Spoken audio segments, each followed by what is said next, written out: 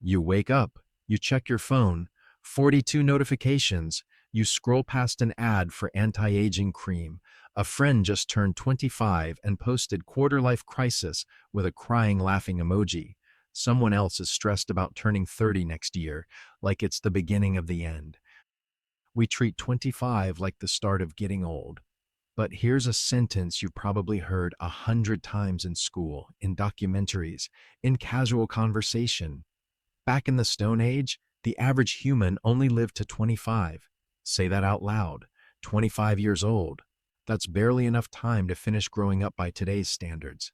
By 25, our ancestors were supposedly done, finished, dead. So picture it.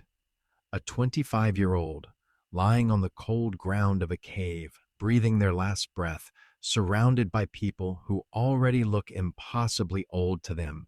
Even though they're only in their 30s, their hands are weathered, their joints ache like someone 3 times their age, and everyone around them treats this as normal, expected, just how life goes. Something feels wrong here, because if that's true, how did any of them have time to raise a child to adulthood when childhood alone takes over a decade? How did they pass down stories, skills, language, fire-making, hunting strategy before dying out at an age where today, most of us are still figuring out our careers? How did a species with a supposed 25-year lifespan ever invent agriculture, build boats, cross oceans, paint on cave walls that still survive 40,000 years later? Something doesn't add up, and it shouldn't, because what if the number is real, but the story you built around it is almost completely false? Here's the myth, stated plainly. Average human life expectancy in the Stone Age was 25 to 30 years, so most people died young. This is both true and incredibly misleading. The number 25 is real. It comes from real bones, real graves, real anthropological data. But here is the knowledge gap nobody fills in. Average life expectancy does not mean the age most people died at. It means something closer to a mathematical illusion. Imagine a village of 10 people. 4 of them die as infants, before their first birthday. The other 6 live full, rich lives, into their 60s and 70s. Now do the math. 4 zeros, 6 70s. Add it all up, divide by 10. The average lifespan of that village comes out to around 24 years old. Does that mean people were dying at 24? No, nobody in that village died at 24. The average was dragged down by something else entirely, a brutal, a tragic rate of infant and child death. This is the trap. We hear average lifespan 25, and our brains picture a world where grandparents don't exist. But that's not what the data says at all. The data says something far more specific and far more human. If you survive childhood, your odds of reaching old age were actually pretty good. And here's the part that almost never gets mentioned. This isn't even unique to prehistory. The exact same statistical illusion existed in medieval Europe, in Victorian England, in plenty of places well into the 1900s.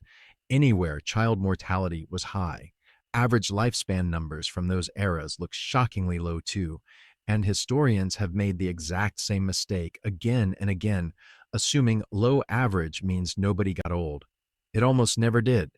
It meant childhood was dangerous, full stop, let's go back. Not as a tourist. As someone who has to survive this, you are 5 years old. This is the most dangerous year of your entire life. Not because of lions, not because of rival tribes, because of something invisible. Infection, dehydration, a fever that won't break, a stomach bug from bad water. There is no medicine, there is no hospital, there is only your mother pressing a damp cloth to your forehead and hoping. Think about that for a second.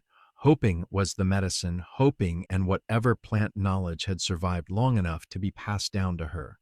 That's it. That's the entire safety net.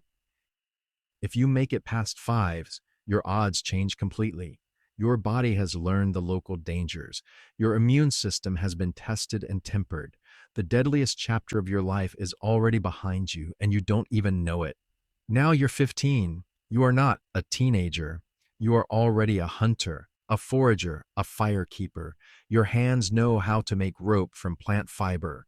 Your eyes know how to read animal tracks in the dirt.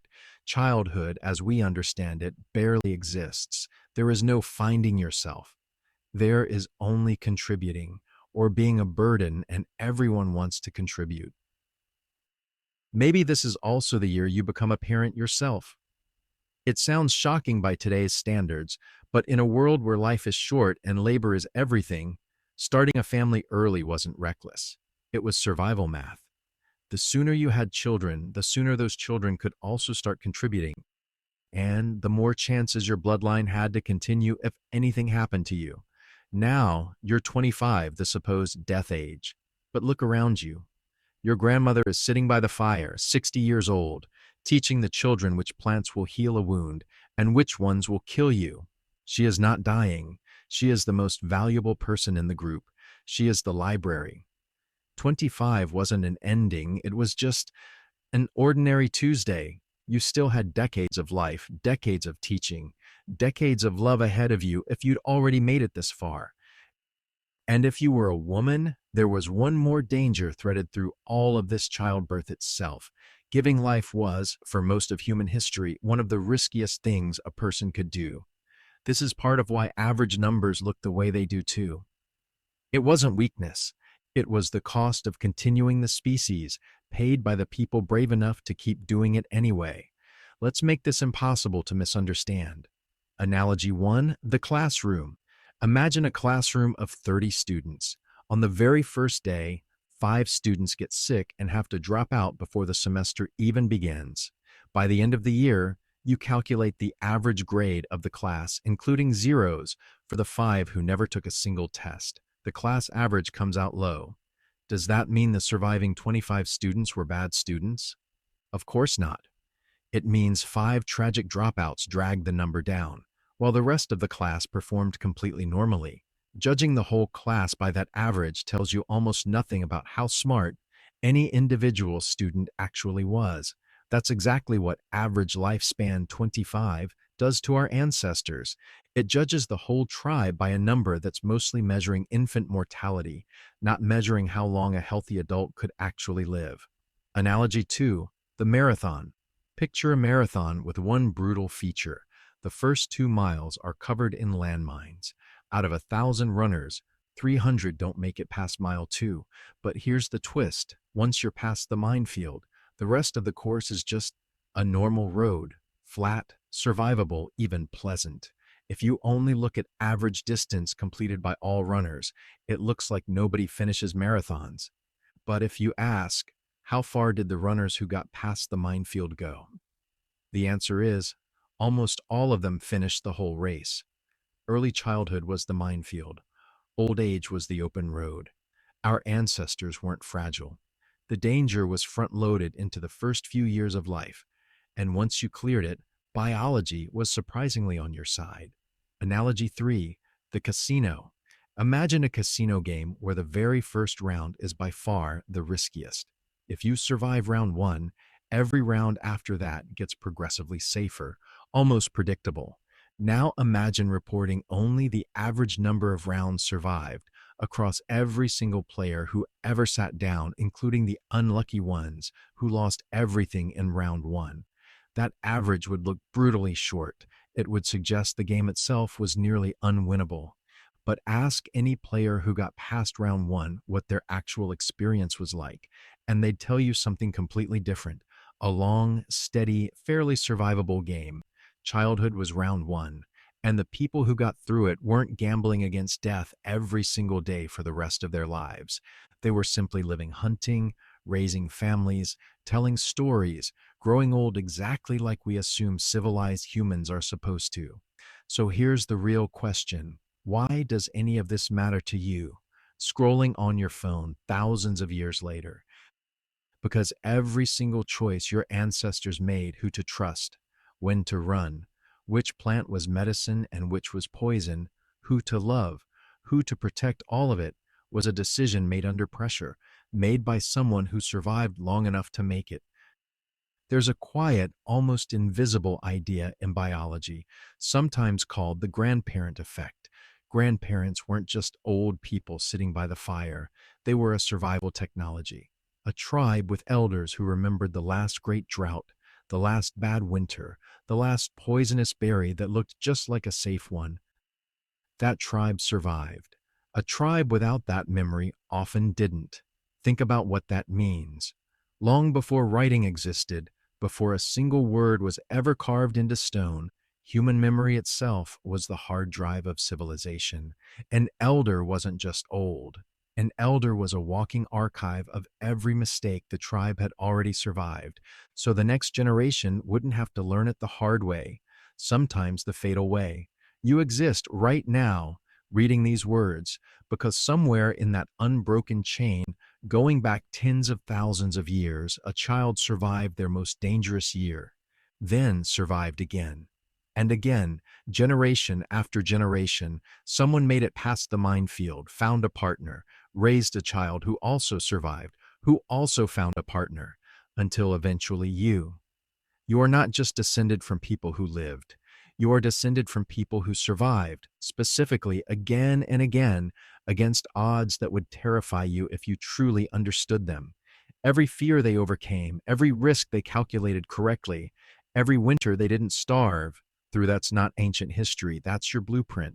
That's written into the fact that you're alive at all. Every single trait you carry, your curiosity, your caution, even the things you're scared of without knowing why, passed through thousands of filters of survival before it ever reached you. Nothing about your existence was guaranteed, and yet, here you are. So the next time someone says people used to die at 25, you'll know the real story. It was never about how short life was. It was about how hard the beginning of life was and how strong the people who made it through truly were. 25 was never an ending. It was the middle of an ordinary, hard-won life. And maybe that changes something for you. Maybe the next time you feel behind in your own life, like you're too old to start something or running out of time, or that 25 or 30 or 40 is some kind of finish line. Remember that this fear is brand new. It's a modern invention. Your ancestors never feared aging the way we do. They feared the first 5 years. After that, every extra year was simply a gift, not a countdown.